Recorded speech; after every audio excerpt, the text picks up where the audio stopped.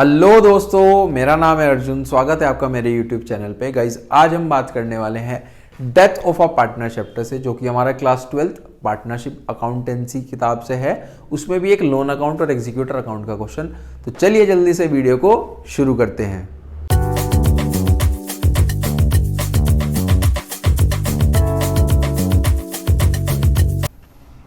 देखो मेरे साथ साथ क्वेश्चन को रीड करो। सबसे पहले लिखा हुआ है ABC were partners in a firm. एक फर्म के अंदर 3 पार्टनर हैं ABC। PSR है तीनों ही पार्टनर्स का 5:4:3। उसके बाद ऑन 31 मार्च 2023 उनकी बैलेंस शीट गिवन है। बैलेंस शीट में क्या क्या है हमारे पास? क्रेडिटर्स हैं, रिजर्व्स है, तीनों ही पार्टनर्स का कैपिटल का बैलेंस गिवन है, इधर कुछ एसेट्स गिवन है ना। उसके बाद नीचे कहा गया है ए डाइड, ए की डेथ हो गई है 1 अक्टूबर पे। तो हमारा अप्रैल, मई, जून, जुलाई, अगस्त, सितंबर, यानी कि हम 6 महीने का यहां पर ट्रीटमेंट करेंगे जो भी करने वाले हैं, ठीक है नहीं है। उसके बाद कहा गया है बी और सी की न्यू रेशो है। न्यू रेशो क्या हो गई है? 7:5। उसके बाद क्वेश्चन में कहा गया है कि कुछ हमारे पास चीजें हैं जैसे कि गुडविल हो गई और कुछ एसेट्स और लायबिलिटीज की रीवैल्यू हो रही है। और लास्ट में नीचे लिखा गया है कि ए का कैपिटल अकाउंट बनाओ और एग्जीक्यूटर अकाउंट बनाओ। ठीक है जी, चलो शुरू करते हैं कि कैसे हम चीजों को कर सकते हैं। सबसे पहले हम शुरुआत करेंगे कैपिटल अकाउंट से। यहां पे लिखेंगे हम बाय बैलेंस ब्रॉट डाउन। ए का कैपिटल का बैलेंस था हमारे पास 30,000। ठीक है जी।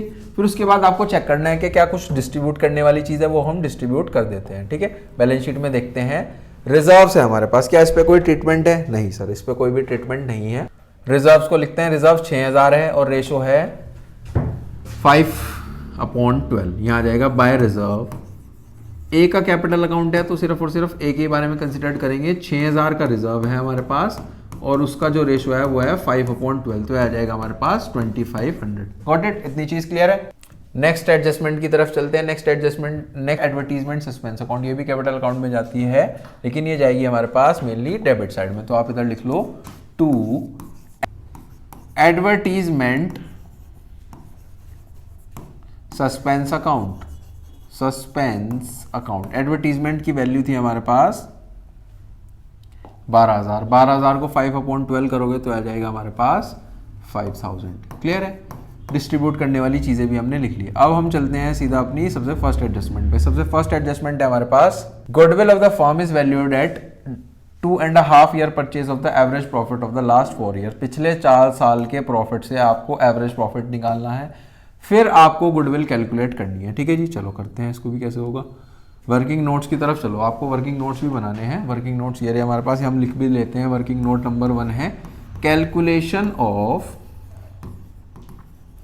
गुडविल। हमारा सबसे पहला वर्किंग नोट क्या है? Calculation of goodwill. गुडविल कैसे कैलकुलेट करनी है? गुडविल कैलकुलेट करनी है एवरेज प्रॉफिट का नंबर ऑफ ईयर परचेज, यानी कि 2.5। अगर आपको एवरेज पता लग जाए आप इसको ऐसे भी सॉल्व करोगे। 2 2 4, 4 + 1 5/2। आप इसको इस तरीके से भी लिख सकते हो। ये हमारी गुडविल आ जाएगी। ठीक है, सबसे पहले तो आपको एवरेज प्रॉफिट पता करना है क्वेश्चन में। एवरेज प्रॉफिट कैसे पता करेंगे हम? जितने भी साल के प्रॉफिट्स हैं सबको प्लस कर दो, डिवाइड बाय 4 कर दो। ठीक है, प्रॉफिट्स देखते हैं क्वेश्चन में कितने हैं। प्रॉफिट्स है हमारे पास 19,000, 15,000, 20,000, 18,000। 19,000, 15,000, 20,000 और 18,000। इन सब का प्लस करोगे और डिवाइड बाय 4 करोगे। नेक्स्ट स्टेप ये है। ठीक है, इन सब का प्लस करेंगे तो आ जाएगा हमारे पास, क्या आ गया हमारे पास? 72 divide by 4 is equals to 18,000। ये आ गया हमारे पास एवरेज प्रॉफिट। एवरेज प्रॉफिट को हम यहां पर रखोगे, ये कट हो जाएगा 9 से, तो ये आ गया 9 5 45,000 आ गया हमारे पास गुडविल। अब ये जो गुडविल की वैल्यू आई है ये फर्म की गुडविल है। किसकी गुडविल है? फर्म की गुडविल है। हमें किसकी गुडविल चाहिए? हमें चाहिए ए की शेयर ऑफ गुडविल। हमें क्या चाहिए है? ए की शेयर ऑफ गुडविल। ए की शेयर ऑफ गुडविल कैसे निकलेगी? ए शेयर ऑफ गुडविल निकलेगी, जो भी फर्म की गुडविल है 45,000 की आप मल्टीप्लाई कर दो 5/12 से, तो आ जाएगा हमारे पास, इसको जब हम कट करेंगे आ जाएगा हमारे पास 18750। ये आ गया हमारे पास ए की गुडविल। अब इसकी जनरल एंट्री होगी। जनरल एंट्री होगी हमारे पास गेनिंग टू सेक्रीफाइसिंग। सबसे पहले तो गेनिंग सेक्रीफाइसिंग आपको निकालना पड़ेगा, है ना। गेनिंग सेक्रीफाइसिंग कैसे निकलता है? New ratio minus old ratio करके निकलता है। पार्टनर्स के नेम लिखेंगे हमारे पास बी और सी। इनका जो न्यू रेशो है वो क्या है, इनका जो न्यू रेशो है और ओल्ड रेशो है वो देख लेते हैं एक बार। न्यू रेशो ये रहा, न्यू रेशो है हमारे पास 7:5, न्यू रेशो है 7:5 यानी कि 7/12 और 5/12। जो ओल्ड रेशो है वो था हमारे पास 4/12 और 3/12। ठीक है, एलसीएम लेंगे, एलसीएम आ जाएगा 12, 7 - 4 3/12, 2/12।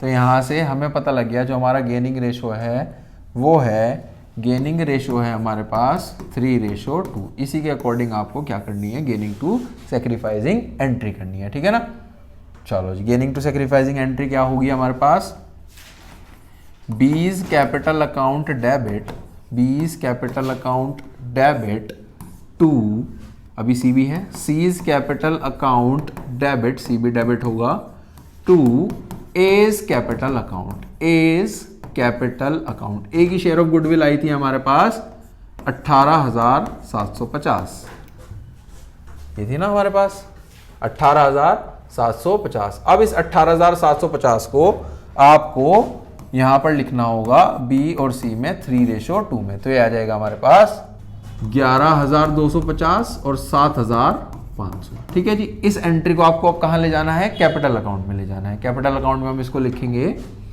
बाय बीज कैपिटल अकाउंट के नेम से, बाय सीज कैपिटल अकाउंट के नेम से। ठीक है जी, यहां पे मैं मेंशन भी कर रहा हूं ये गुडविल की है, ये भी हमारे पास गुडविल की है। ये आ गया हमारे पास 11,250 और 7,500। क्लियर है, नेक्स्ट एडजस्टमेंट की तरफ चलते हैं। देखो जी, फर्स्ट एडजस्टमेंट गुडविल की होगी, सेकंड एडजस्टमेंट है पेटेंट्स, मशीनरी और बिल्डिंग, यानी कि कुछ एसेट्स और लायबिलिटीज की जो है रीवैल्यू हो रही है, तो ये तो रिवैल्यूएशन अकाउंट में जाएगा। इसके लिए हमें रिवैल्यूएशन अकाउंट बनाना होगा। रिवैल्यूएशन अकाउंट हमारा ऐसा होता है, पर्टिकुलर अमाउंट। ठीक है, सबसे पहले देखते हैं किसकी वैल्यू चेंज हुई है। पेटेंट्स हमारे पास लिखे हुए हैं 8,000 के हो गए हैं। पेटेंट्स पहले कितने के थे चेक करो, पेटेंट्स थे 11,000, 11,000 का एसेट हमारा 8,000 का हो गया। क्या हमारे एसेट की वैल्यू कम हो रही है, क्या हमें नुकसान हो रहा है 3,000 से? जब भी हमें लॉस होगा तो हम इधर लिख लेंगे, क्योंकि हमारे एसेट की वैल्यू कम हो रही है, तो इधर लिख लेंगे हम 2 पेटेंट्स के नेम से। कितना हो गया हमारे पेटेंट्स 3,000। नेक्स्ट चलते हैं, नेक्स्ट क्या लिखा हुआ है, मशीनरी एट 28,000। मशीनरी कितने की थी, मशीनरी थी हमारे पास 30,000 की, 30,000 की मशीनरी 28 की हो गई है, यानी कि 2,000 से हमारी वैल्यू जो है मशीनरी की कम हो गई है। तो हम यहां पर लिखेंगे 2 मशीनरी, मशीनरी की वैल्यू भी कितनी हो गई है 2,000 से कम हो गई है। ठीक है जी, नेक्स्ट चलते हैं। नेक्स्ट हमारे पास क्या गिवन है, नेक्स्ट गिवन है बिल्डिंग 25,000 की हो गई है। बिल्डिंग थी कितने की 20,000 की, 20,000 की बिल्डिंग 25,000 यानी कि 5,000 से बढ़ गई है बिल्डिंग की वैल्यू। तो यहां पर लिखेंगे हम by building, by building, building की वैल्यू इंक्रीज हो गई है 5,000 से। क्लियर है जी। अब इसका प्रॉफिट या लॉस निकालते हैं। ये तो हमारी दोनों साइड इक्वल है, ना हमें कोई प्रॉफिट हुआ है ना ही हमें कोई लॉस हुआ है। ठीक है जी, तो ये कहीं पर भी नहीं जाएगा, कैपिटल अकाउंट में आगे पोस्ट नहीं होगा। अगर बैलेंस आता तो हम लिख लेते हैं ना। चलते हैं अपने वापस से कैपिटल अकाउंट की तरफ और एडजस्टमेंट नंबर 3 पे। देखो जी, एडजस्टमेंट नंबर 3 क्या कहती है, एडजस्टमेंट नंबर 3 कहती है हमारे पास प्रॉफिट फॉर द ईयर 2023-24, 2023-24 का जो प्रॉफिट होगा will be taken as having accrued at the same rate as that of the previous profit. जो 2023-24 का जो प्रॉफिट होगा वो कौन सा होगा, जो उससे पहले प्रीवियस ईयर का प्रॉफिट था, यानी कि ये 2022-23 का, 2022-23 का प्रॉफिट था हमारे पास 18,000। ठीक है जी। अब ये जो 18,000 प्रॉफिट है, ये हमारे पास जो प्रॉफिट है, ये प्रॉफिट है फुल ईयर का प्रॉफिट है। तो यहां से इसकी मदद से आपको क्या निकालना पड़ेगा, ए का शेयर ऑफ प्रॉफिट निकालना पड़ेगा। ए का शेयर ऑफ प्रॉफिट कैसे निकलता है, इस 18,000 पे सबसे पहले तो आप टाइम पीरियड लगाओ। टाइम पीरियड कितना है, टाइम पीरियड है यहां पर 6 मंथ, यानी कि 6/12। फिर उसके बाद यहां पे ए के शेयर से मल्टीप्लाई कर दो। ए का शेयर था 5/12, तो ये आ जाएगा हमारे पास, इसको कट करेंगे 9,000, 3,000, 4,000, 15,000, 15,000 का करेंगे हम, आ जाएगा 3750। ये आ गया हमारे पास 3750। क्लियर है जी कैसे आया प्रॉफिट। सबसे पहले तो हमने टाइम पीरियड लिया, टाइम पीरियड के बाद हमने उसके शेयर से मल्टीप्लाई करी ताकि हम ए का शेयर ऑफ प्रॉफिट निकाल सकें।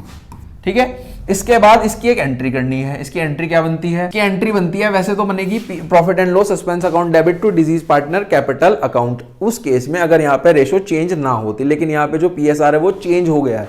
चेंज हो गया तो एंट्री क्या बनेगी? गेनिंग टू सैक्रिफाइसिंग बनेगी। गेन यहाँ पर किसने करा था? बीज कैपिटल अकाउंट, बी ने करा था, सी ने भी गेन करा था। अभी हमने ऊपर गेनिंग रेशो निकाली थी, है ना। C is capital account to A's capital account, यानी कि सैक्रिफाइसिंग पार्टनर। ठीक है जी। ए का शेयर ऑफ प्रॉफिट ए के सामने लिख लो 3750। अब इस 3750 को उनकी रेशो में आपको डिस्ट्रीब्यूट करना है। रेशो थी हमारे पास 3:2।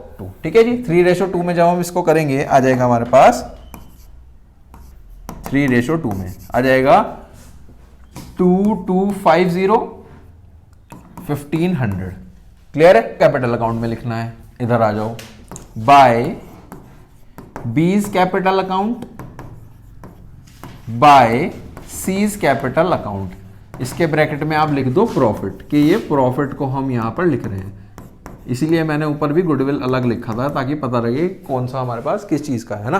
तो बी में आ जाएगा 2250 और 1500।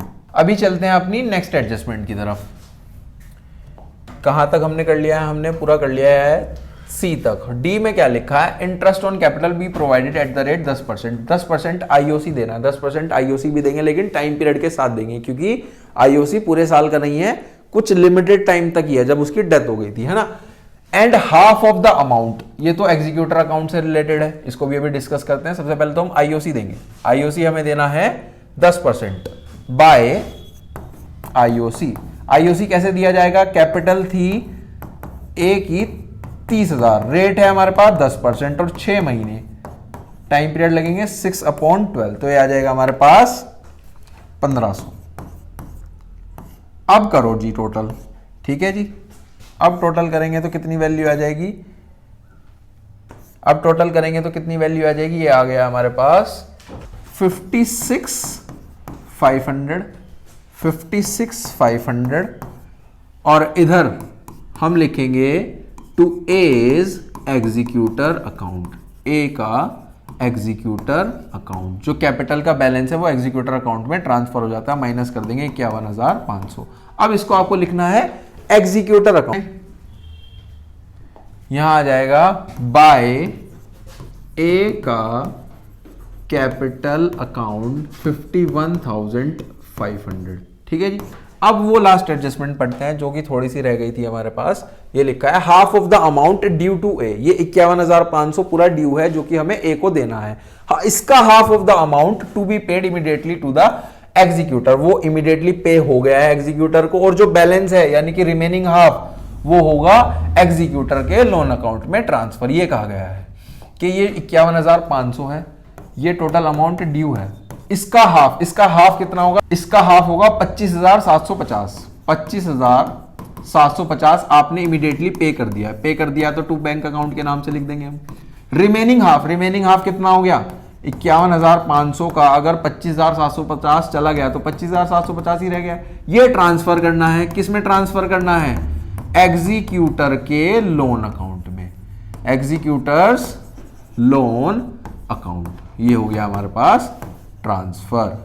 यही थी एडजस्टमेंट कि जितना भी अमाउंट ड्यू है उसका हाफ आपको इमीडिएटली पे करना है, वो हमने पे कर दिया 25,750, और जो रिमेनिंग हाफ यानी कि 25,750 है वो एग्जीक्यूटर के लोन अकाउंट में ट्रांसफर करना। तो यही था हमारे पास death of a partner chapter से, एक कैपिटल अकाउंट और एक एग्जीक्यूटर अकाउंट। ठीक है। आई होप आपको बहुत अच्छे से समझ में आया होगा। इसका एक मैं बड़ा क्वेश्चन भी कराऊंगा जिसमें एक सिंपल एग्जीक्यूटर अकाउंट बनता है, और वो काफी लंबा एग्जीक्यूटर अकाउंट है और वो एग्जाम के पॉइंट ऑफ व्यू से इंपॉर्टेंट है। वो आने वाली वीडियोस में हम डिस्कस करेंगे। वीडियो अच्छी लगी हो तो लाइक शेयर कमेंट करना ना भूलें। मिलते हैं नेक्स्ट वीडियो में। Till then thank you.